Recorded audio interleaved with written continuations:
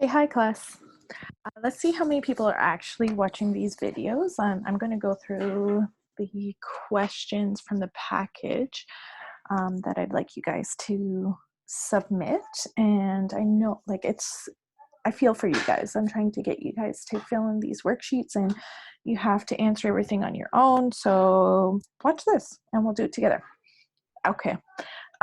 So let's look at strong and weak acids. So strong acid it has around 99.99, etc. percent dissociation.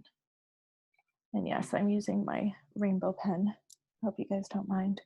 So what that means is if this is HA plus H2O, I draw a gigantic arrow, and that most of it dissociates to form a hydronium ion and then the anion that's left over. And if it's 99.99% dissociation, even if it's a dilute acid, because it dissociates so well, thank you. I just got tea delivered. Tea or coffee? Tea. Okay, thank you. I told you guys I'm not feeling too good. Okay, because you have such a strong amount of dissociation, a dilute acid is going to have a higher concentration of hydronium than if it's a strong acid. Okay, anyways, I'm rambling. A weak acid, however, is less than 50% dissociation. So you can have 0.01% dissociation, 2%, 3%. I think the dissociation of acetic acid is around 2 or 3%.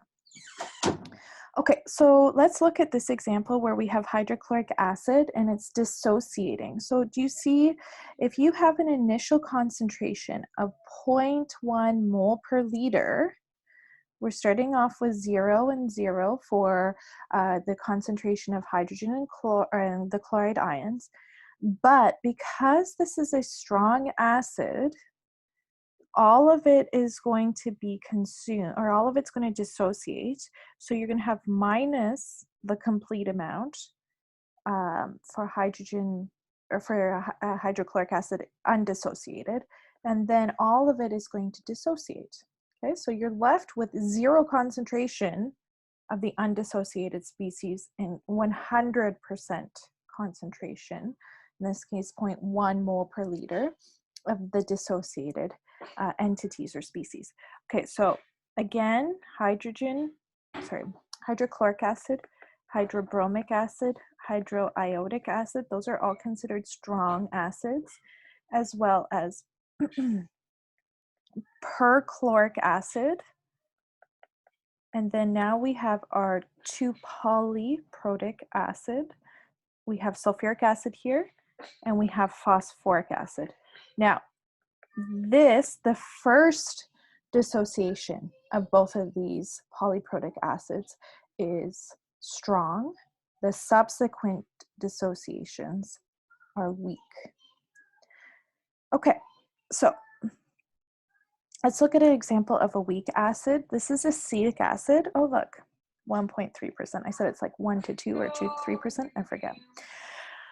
So look at what's going to happen here is we have this let's read it. So the dissociation of acetic acid is about 1.3%. So most of the acetic acid molecules still exist as molecules, not ions, in the solutions, and the concentration of H plus is much lower than for hydrochloric acid of the same concentration. So let's compare the what's going on. Okay, so sometimes we give you, if you're lucky, we give you this percent. So it's 1.3% dissociation. So let's do 1.3 divided by 100 on our calculator times 0.1. So the change here is 0.013. Okay. So that's how much is going to dissociate. So if this is going to be minus this amount, this is going to be plus 0.0013 plus 0.0013. So my final concentrations, 987, let's compare. We go from having, for the hydrogen concentration, 0.1 molar versus here, 1.3 times 10 to the minus 3 molar. Times, yeah, okay. So you can see that because of the reduced amount of dissociation, the concentration, even though the initial concentration on both the acids are the same, the pH is going to be very different. Tylenol is a weak acid, and so do you see how here we're given a Ka value is 1.2 times 10 to the minus 10. So the pH is near neutral. And then aspirin, acetylsalicylic acid, is somewhat stronger weak acid where the Ka is 3.27 times 10 to the minus 4. So we're comparing minus 4 to minus 10. What is this? Oh, fajita stuff? Without chicken. Oh, it's okay. So the pH is lower. I'm sorry, guys. My house is so busy. Okay. So how would we do a question like this? Let's do it for aspirin. And I don't know if any of you guys have weak stomachs, but I definitely do. So Ka equals 3.27 times 10 to the minus 4. So let's figure out what the concentration of the hydrogen ions is going to be.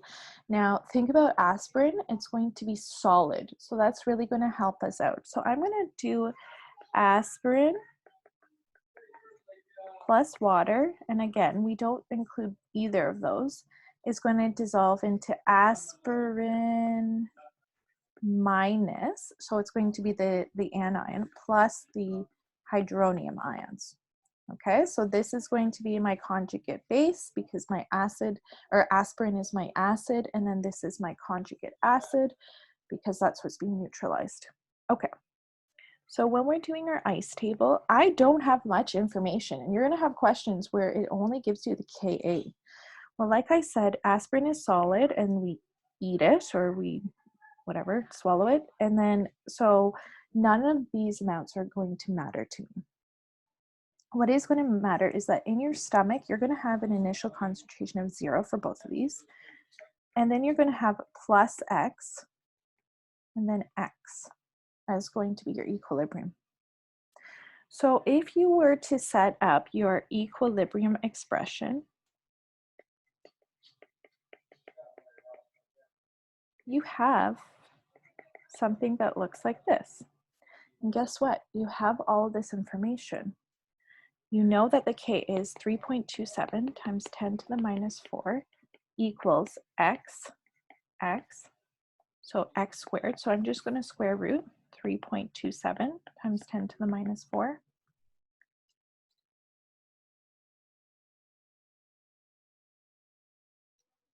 And I get 1.81 times 10 to the minus 2 mole per liter.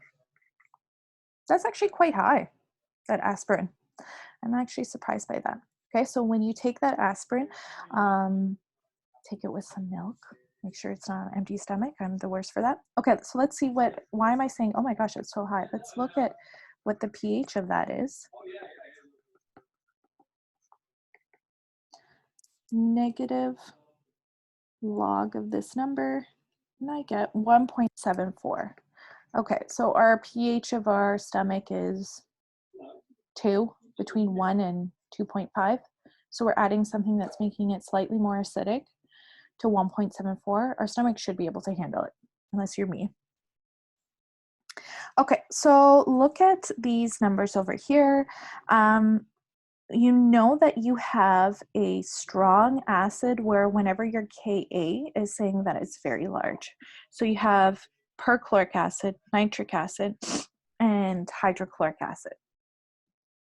Remember, oh, okay, and then let's look at, this is perchloric acid. Let's compare it to chlorous acid.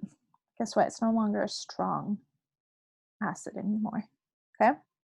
Remember I said that our polyprotic acids, only the first association is considered a strong acid. This one here, it's a negative species. It's already lost one hydrogen. It's no longer a strong acid. It's now a weak acid. Okay? It's one of the stronger weak acids, but you know, whatever. Okay, so whenever you're looking at the exponent, the bigger, or sorry, like really the smaller, the exponent, so minus 11 is smaller than minus 2. So that's going to be a weaker acid compared to this. Okay, and all this is given to you. And then they give you the weak bases. So how do you recognize a weak base?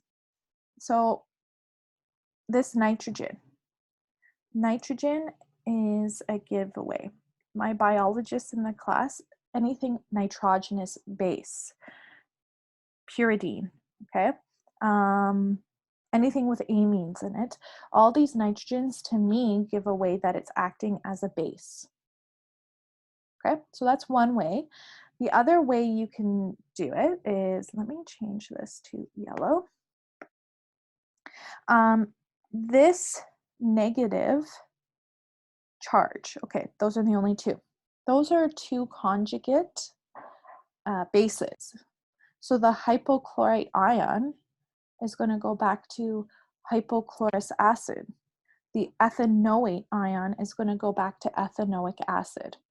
So those two are, to me, how I'm able to identify them as being bases.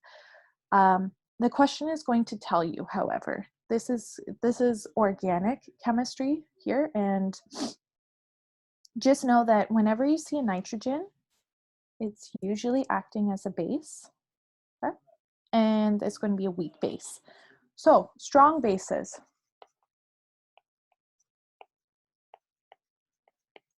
They're all group 1 and 2 hydroxides. Okay? Except beryllium hydroxide. All right? So look at group, oh gosh, that's awful. Look at group 1 and group 2. Forget hydrogen. Right? So your lithium, your sodium, so lithium hydroxide, sodium hydroxide, everything else. And then calcium hydroxide, magnesium hydroxides. These are all going to have almost 100% dissociation. Okay, so then this one here, oxyacids and organic acids. So this is acetic acid. This is our lovely vinegar. What's going on? Do you see this OH? And most of you guys are probably like, oh my gosh, OH, that's going to act as, isn't that a base? No, this hydrogen over here is not going to be attached very well. It's going to form this hydronium ion. And that hydrogen that's pulled off of that hydroxide part is going to be negative. Okay, so then there's strong bases and weak bases. Strong bases are, they dissociate into aqueous ions 100% when they dissolve. It's not really 100%. There's always a little bit percent, okay? So question, why is magnesium hydroxide safe to take as an antacid? So calcium hydroxide, magnesium hydroxide, I think aluminum hydroxide as well, they're taken as antacids if you have too much acid in your stomach.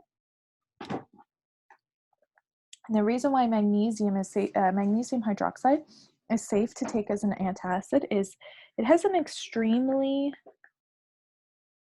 low solubility solubility in water. Okay, so you have to think of, it's going to go magnesium hydroxide solid, whoops, there's two, solid, and then it has to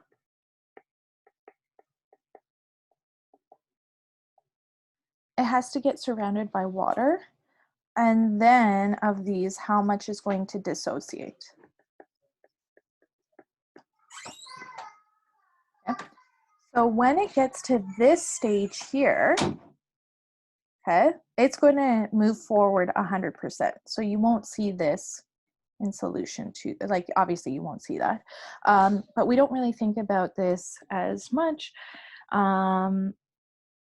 This step right here, where it's actually going from solid and it's being surrounded by water particles to then become aqueous. So it has a very low solubility in water. Its KSP is low, but its dissociation is high. Okay, what is slaked lime and how is it used to prevent environmental damage? Slaked lime is calcium carbonate, solid, and when you dissolve it in water, you get calcium ion plus the carbonate ion. Oops, this is aqueous. And then this carbonate ion, we used to have a really bad problem with acid rain, okay? So all of the hydronium ions, all the excess hydronium ions could react with this carbonate ion, and then you'll have this first one, you get the bicarbonate ion, okay? And then this will react with, say, sodium or calcium or something else, okay? It could react with another hydronium ion, but it can also react with other dissolved ions. So slaked lime is used to reduce the acidity of soils, of lakes, of whatever, and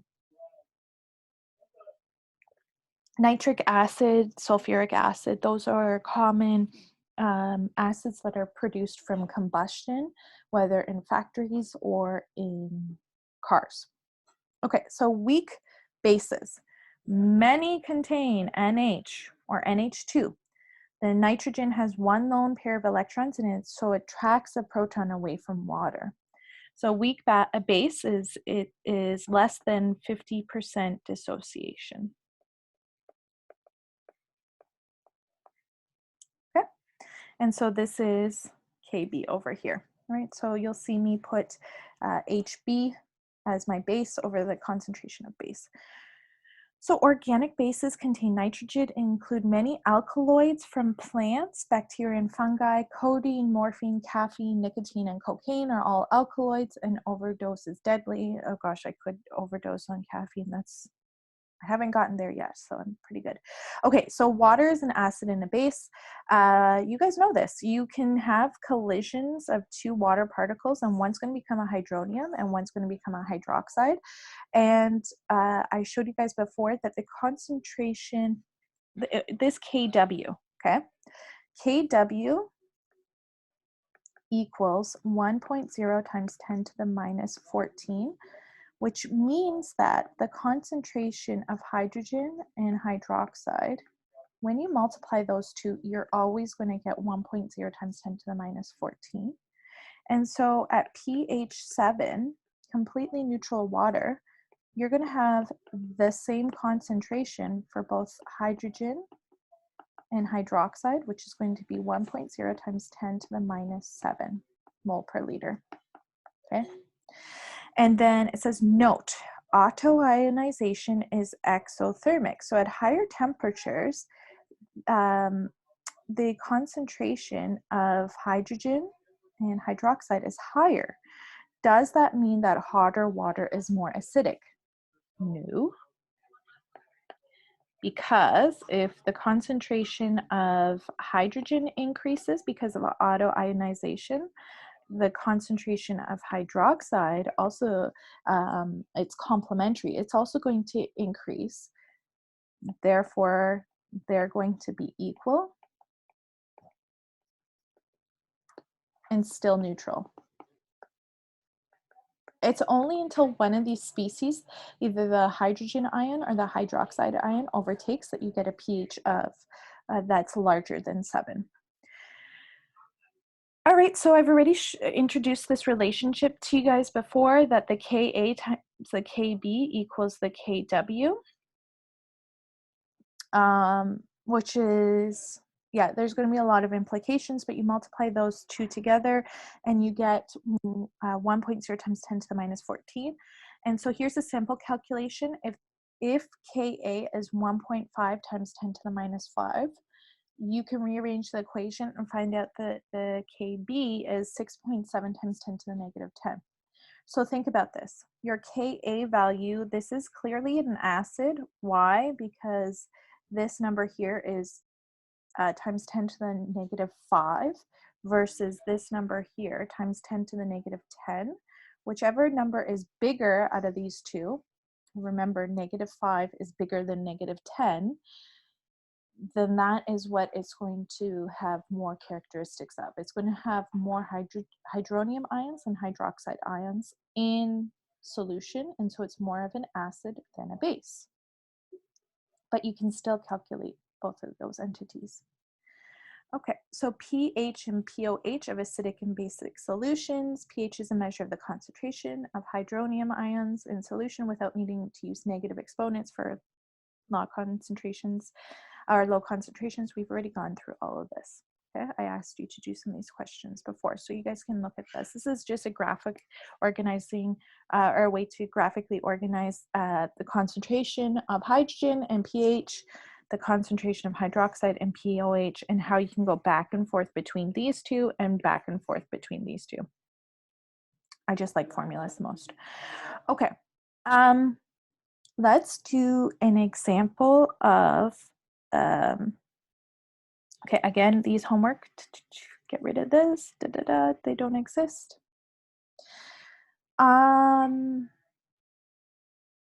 Let's go through a table like this. I'm just going to show you guys the answers because you guys have textbook questions to do anyways. Let's do the pH for this, so 4.3 times 10 to the minus 4. I like going, oops, negative log of 4.3 times 10 to the minus 4. I get 3.37, and then I always just do, I get my pOH, 10.63. And then I'll do 1 to the power of my answer. Negative 10.63.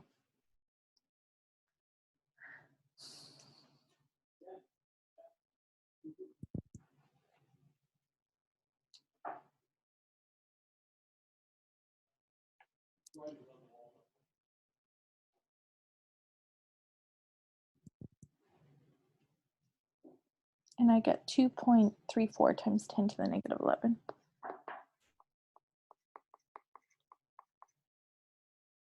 Okay. I can also show you this way here, where say you're given this number and you just need to calculate the concentration of hydrogen. Well, you, instead of going like, look, you have this and you want this, okay? There is a way to shortcut this between here, and that's doing Kw equals Ka times Kb, or 10 to the power of minus 14 equals the concentration of hydrogen, concentration of hydroxide. Okay, so I'm just going to do 1 times 10 to the power of minus 14 divided by 7.2 times 10 to the power of negative Right, and I get 1.39 times 10 to the minus 6. Okay, so fill in those ones. Hopefully this helped. Yeah, take care and let me know if you need any extra help.